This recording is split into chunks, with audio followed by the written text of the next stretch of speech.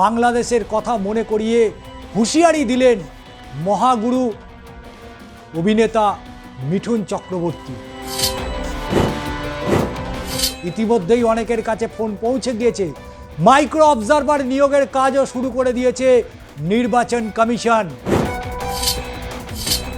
Voter তালিকা থেকে নাম বাদ যাওয়া নিয়ে আশঙ্কা রয়েছে মতুয়া সমাজের একটা বড় অংশের। তার আশঙ্কা এভাবে চলতে থাকলেই এই রাজ্য একদিন হিন্দু শূন্য হয়ে যাবে। সত্যি কি তাই? বিজেপি মতুয়াদের মূলত ভাওতা দিচ্ছে। সময় যত বাড়ছে উদ্বেগ উৎকণ্ঠা বাড়ছে রাজ্যে, কারণ এখনও 1.35 কোটি মানুষের নাম নিয়ে দুশ্চিন্তা। এটুকু সহ্য করতে হবে। এসআইআরে 1 লক্ষ মতুয়ার নাম বাদের ইঙ্গিত। সাংসদ শান্তনুর মন্তব্যে আতঙ্ক বাড়ল মতুয়াদের ঘরে। এদিকে হিন্দু নিধনে নামলে সিংয়ের গুঁতো। বাংলাদেশের কথা মনে করিয়ে হুঁশিয়ারি দিলেন মহাগুরু অভিনেতা মিঠুন চক্রবর্তী। কল্যাণীর পরিবর্তন সভা থেকে বললেন, আমি তুফান, এক আধবার এসে প্রলয় ঘটাই। আর কি হলো? এই এসআইআর নিয়ে আগামী 27শে ডিসেম্বর থেকে শুরু হচ্ছে শুনানির কাজ। কোথায় হবে, কারাই বা ডাক পাবেন, এই প্রশ্ন এখন রাজ্যের ঘরে ঘরে তৈরি হচ্ছে। ইতিমধ্যেই অনেকের কাছে ফোন পৌঁছে গিয়েছে। মাইক্রো অবজারভার নিয়োগের কাজও শুরু করে দিয়েছে নির্বাচন কমিশন। তাহলে এই প্রায় 59 লাখের সংযোজন আরও হবে, কারণ এসআইআরে 1 লক্ষ মতুয়ার নাম বাদ যেতে পারে। এবার এমনই বিস্ফোরক মন্তব্য করেছেন বনগাঁর বিজেপি সাংসদ তথা কেন্দ্রীয় মন্ত্রী শান্তনু ঠাকুর। কারণ ভোটার তালিকা থেকে নাম বাদ যাওয়া নিয়ে আশঙ্কা রয়েছে মতুয়া সমাজের একটা বড় অংশের। এরই মাঝে শান্তনুর মন্তব্যে আতঙ্ক বাড়ল আরও কয়েক গুণ। এবং এই মতুয়াদেরকে সামাল দিতে প্রধানমন্ত্রীকে অবতরণ হতে হয়েছিল। বনগাঁয় একটি বিজেপির প্রতিবাদ সভায় অংশ নিয়েছিলেন কেন্দ্রীয় মন্ত্রী, এবং সেখানেই কেন্দ্রীয় মন্ত্রী শান্তনু ঠাকুর বলেন, ভোটার তালিকা থেকে 50 লক্ষ রোহিঙ্গা মুসলিমের নাম যদি বাদ যায়, সেখানে 1 লক্ষ আমাদের লোক যদি বাদ যায়, তাহলে আমাদের এটুকু তো সহ্য করতেই হবে, সহ্য করে নেওয়া উচিত বলে তিনি মন্তব্য করেছেন। এরপর এর কারণ হিসেবে তার যুক্তি, ওদেশে এরা সকলেই প্রাণ হাতে করে এদেশে এসেছিলেন, তাই 1 লক্ষটা কোনো বিষয় নয়। কিন্তু এদিকে পড়শি দেশে সংখ্যালঘুদের ওপর লাগামহীন অত্যাচার, মৌলবাদের হিংসায় হিন্দুদের ঘরে ঘরে জ্বলছে আগুন। এবং এই পরিস্থিতিতে সীমান্ত পেরিয়ে উদ্বেগ ছড়িয়েছে এপার বাংলাতেও। সেই কথা উল্লেখ করে এবার হিন্দু বিরোধী কড়া কার্যকলাপ নিয়ে কড়া হুঁশিয়ারি শোনা গেল বিজেপির তারকা নেতা, জাতীয় পুরস্কারপ্রাপ্ত অভিনেতা মহাগুরু মিঠুন চক্রবর্তীর গলায়।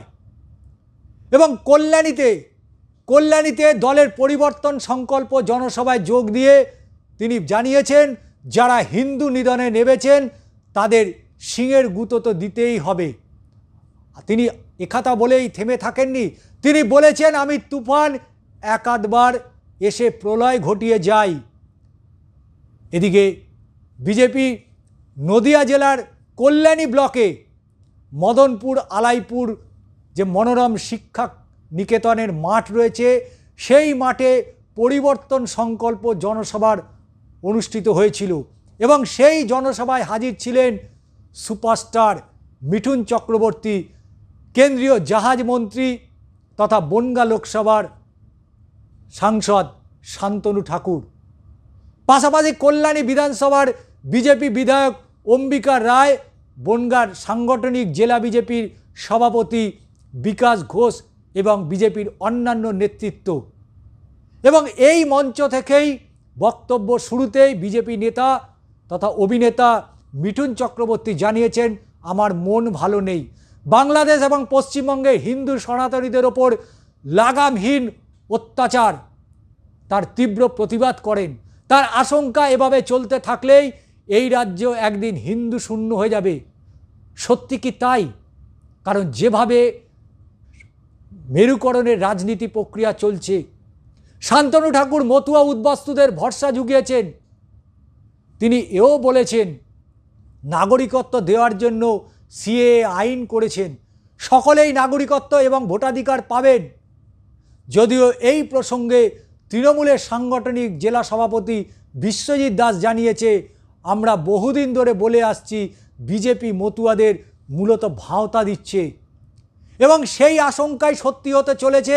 একদিকে কেন্দ্রীয় মন্ত্রী এবং তারপরে দেশের প্রধানমন্ত্রী তিনি যে মন্তব্য করেছেন, কারণ খসড়া ভোটার লিস্ট প্রকাশের আগেই কমিশন সূত্রে জানা গিয়েছিল মতুয়াদের একটা বড় অংশের নাম এই তালিকা থেকে বাদ চলে যাচ্ছে এবং সবথেকে বেশি নাম বাদ গিয়েছে গাইঘাটা বিধানসভা কেন্দ্র, যেখানে মতুয়াদের ড্রেন বলা যায়।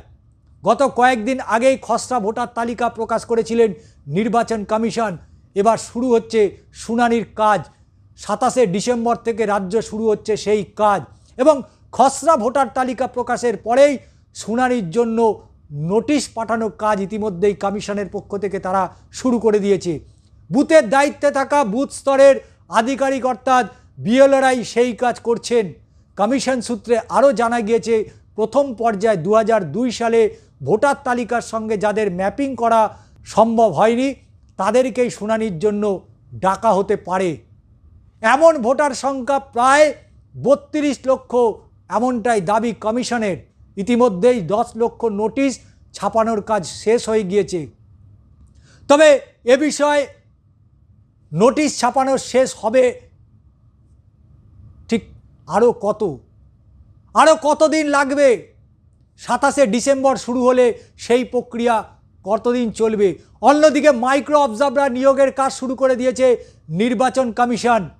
শুধু তাই নয়, জানা যাচ্ছে প্রায় 4000 মাইক্রো অবজারভার নিয়োগ করা হয়েছে, যাদের হাতে কলমে কাজ শেখানো হবে। এই সংক্রান্ত নিয়োগপত্র তাদের পাঠিয়েও পর্যন্ত দেওয়া হয়েছে। মূলত শুনানির কাজে তদারকির দায়িত্বে থাকবেন এই সমস্ত আধিকারিকরা এবং প্রত্যেকেই কেন্দ্রীয় সরকারি কর্মচারী। এই কাজে বিশেষ ট্রেনিংয়ের আয়োজন পর্যন্ত করা হয়েছে, যে কথা আগেই বলেছি। কমিশন জানিয়ে দিচ্ছে আজ থেকেই নজরুল মঞ্চে বিশেষ ট্রেনিংয়ের ব্যবস্থা করা হচ্ছে। 2 দফায় এই ট্রেনিং হবে। মাইক্রো অবজারভার নিয়োগ করতেছে আগেই কমিশনকে চিঠি দিয়ে জানিয়েছিল এ রাজ্যের বিরোধী দল। সেই মতো বিভিন্ন কেন্দ্রীয় সরকারি কর্মী নিয়োগ করা হয়েছে, যদিও এহেন নিয়োগ নিয়ে তৈরি হচ্ছে নয়া বিতর্ক। কিন্তু এই শুনানি পর্বে কোথাও কোনো খামতি রাখতে চাইছে না নির্বাচন কমিশন, কারণ সমস্ত এই মুহূর্তে দায়িত্ব পড়ে গিয়েছে কমিশনের ঘাড়ে। তবে কমিশন সূত্রে যেটা জানা যাচ্ছে, ভোটারকে নোটিশ দেওয়া, সই করিয়ে একটি রিসিপ্ট কপি দেওয়া হচ্ছে এবং শুধু তাই নয়, যখন শুনানিতে উপস্থিত থাকবেন সেই সময় একটি সই করতে হবে যারা হিয়ারিংয়ে আসবেন।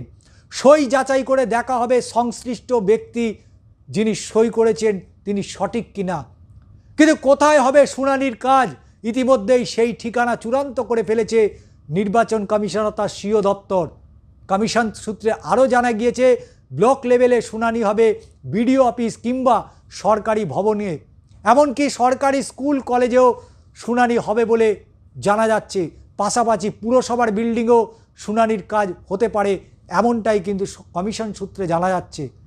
কিন্তু বঙ্গ রাজনীতিতে যেভাবে উদ্বেগ আতঙ্ক বাড়ছে, তাতে করে 26-এর ভোট কতটা সুষ্ঠু এবং স্বাভাবিক করা সম্ভব হবে তা নিয়ে কিন্তু প্রশ্ন উঠে আসছে। একদিকে মসজিদকে কেন্দ্র করে নয়া রাজনৈতিক দলের ঘোষণা এবং সেই রাজনৈতিক দলের প্রার্থী ঘোষণা, মানুষ কিন্তু ভালোভাবে এটা কখনোই মেনে নিচ্ছেন না। তিনি মসজিদ বানাতে পারেন, হাসপাতাল, গির্জা সমস্ত কিছু তারা বানাতে পারেন, কিন্তু ধর্মীয় মেরুকরণের যে রাজনীতিতে তারা নেমেছেন, তারা এই রাজনীতিতে সার্থকতা তারা পাবেন না, সার্থক হবেই না তাদের যে চিন্তা।